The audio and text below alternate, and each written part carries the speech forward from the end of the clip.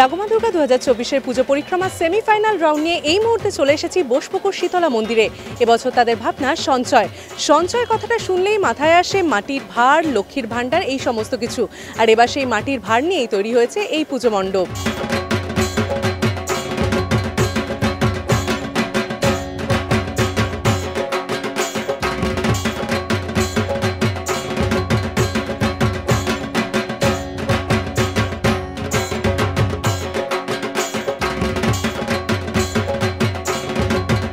শিল্পী হিসাবে সফলতা পেয়েছি কিনা সেটা দর্শকদের বার্তা থেকেই বুঝতে পারবো, কিন্তু এখন অবধি আমরা যে কাজটা করেছি সেটা মূল ভাবনার সাথে সামঞ্জস্য রেখেই এখানে আমরা যা যা বোঝাতে চেয়েছি সেগুলো আমরা এখানে সমস্তটাই সিম্বলিক ওয়েতে দেখিয়েছি।